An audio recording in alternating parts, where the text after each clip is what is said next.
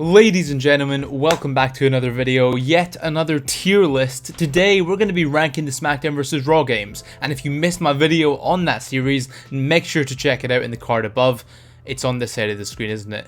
Either way, make sure to check it out. The support on these tier list videos has been absolutely insane, so thank you all so much for that. Speaking of which, make sure to hit like, it would be really appreciated and it would really help out the channel. So, the Smackdown vs Raw games, the THQ/Ukes games. If you don't know why they're great, like I said, go check out my last video. But I think we should just get down to business, because usually these tier lists take way longer than I expect. Starting off, we've got, of course, the original, the OG, Smackdown vs Raw. The original foundation that this series was built on, the game that started it all. Of course, Smackdown vs Raw, thanks to it coming out in 2004, it is a little bit dated, and it's definitely the most bare bones of the series. For its time, it was obviously fantastic, had a bunch of match types, had season mode, and the gameplay is functional and does still hold up. However, just purely because of its age and the fact that it was the first in the series and is the most, stripped back and bare bones, I think we're gonna have to put it in C. That being said, age is just a number.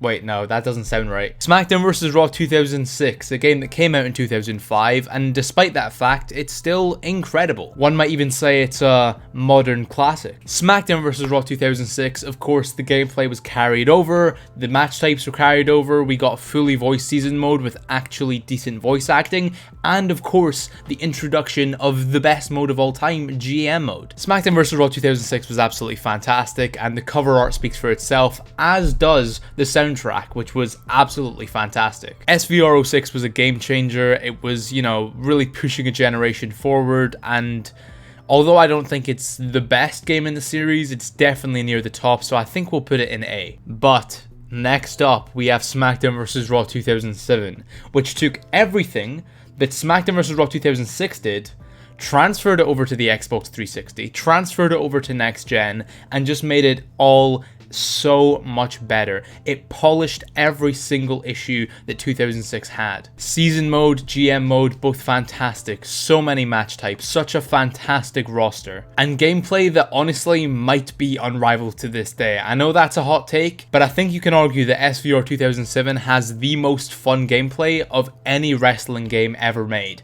except for maybe Here Comes the Pain. Would I say it's the best game? You'll have to find out, but it is without a doubt in the S tier. 2008, man, I have a lot of memories with this game. Now, Smackdown vs Raw 2008, it was still very, very good. Now, it added DCW, and that was one of the, if not the biggest selling point of the game, but 24/7 mode and GM mode both made a return and both made a bunch of improvements. The gameplay itself was a little bit slower, and I definitely don't think it made the ground-changing improvements that it maybe should have. Now, this is probably the SVR game I've played the most, and I do have a lot of nostalgia for it. But yeah, I mean, GM mode was kind of neutered by the fact that the roster was just simply too small, and I can't think of anything else that really pushes this game up into the S tier. It's so hard because none of these games are like bad in the slightest. All of these games are fantastic. It's just trying to figure out which one is better than the other. You know what? If 2006 is A tier, I think we can put away A tier. 2009, Smackdown vs Raw 2009, a game which made a lot of changes, some of which were for the worse. Now, obviously, the biggest change, the biggest improvement to Smackdown vs Raw 2009 was the inclusion of Road to Wrestlemania, which to this day is probably the second best mode in all of WWE games. But they did remove GM mode, which kind of just neuters that improvement entirely. Also, personally, I'm not a massive fan of the storylines from 2009, and aside from that, the changes weren't all too great. I mean, one of the biggest selling points of this entire game was tag team matches. That's why they have DX on the cover, because they were focused on tag team matches. Who the fuck cares about tag team matches? Honestly, I was considering B tier, but I think this has to drop to C. High C is definitely a high C, and don't get me wrong, none of these games are bad, but Smackdown vs Raw 2009 just didn't quite live up to the hype. 2010, on the other hand, it definitely was up there. I think it was around this time that the gameplay took a big change, not in the style or the speed of it, but mainly in the control scheme. And honestly, I much preferred the new control scheme to the old one. Although I said that 07 has the most fun gameplay, it's definitely more functional in 2010 and 2011. But yeah, 2010 itself as a game, I wouldn't say particularly stands out. It kind of just kept the consistent streak up, the fun gameplay, the great modes, and Road to WrestleMania of course making a return. And I do think SVR 2010 felt like a more complete game than SVR 2009, and for that reason I think it deserves a B spot. Oh baby, it's time to make all the SVR 07 fans mad. You know how I said that it might be the best game in the series? Well, it's not, because this is Smackdown vs. Raw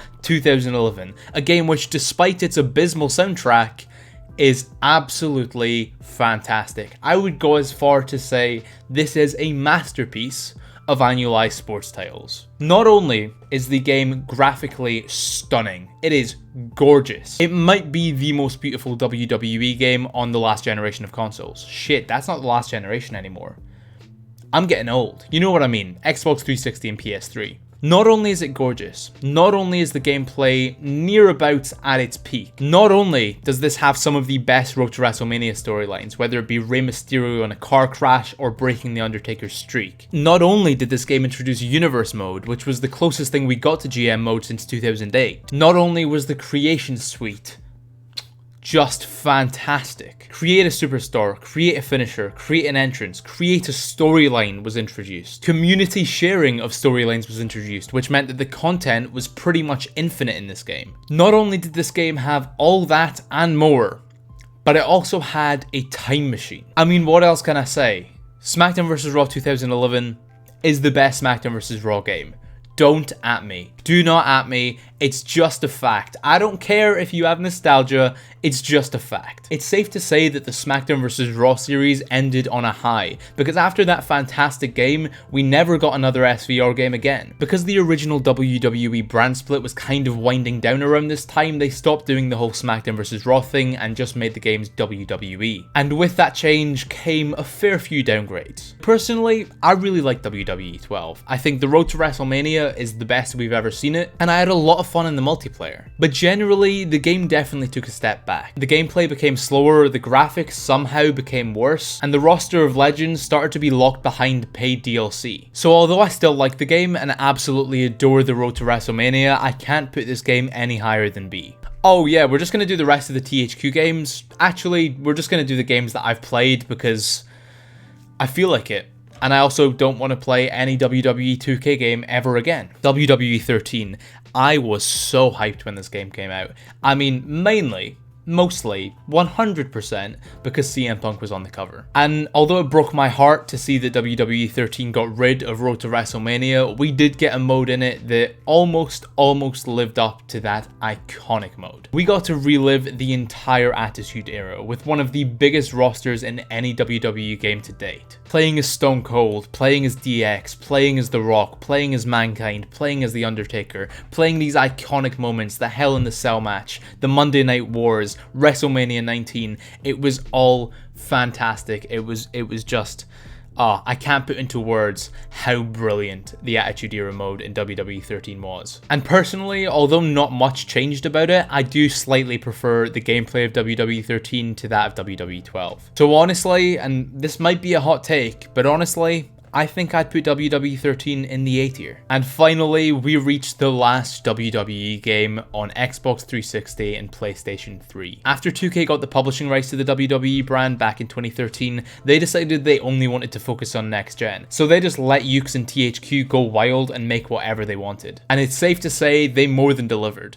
because they took the concept of the Attitude Era mode from WWE 13 and expanded it out 30 years. That's right, we got 30 years of WrestleMania, where we got to play the most iconic matches from every single WrestleMania throughout history. We got promo packages, optional objectives, mocapped cutscenes. We got to see these WrestleMania moments happen, and they reconstructed every single WrestleMania arena beautifully. On top of the brilliance of 30 years of WrestleMania, we also got Beat the Streak mode, which is by far the hardest mode in any game ever. Basically, you could pick any superstar and try and defeat The Undertaker, who, for whatever reason, had decided to take a mountain of steroids.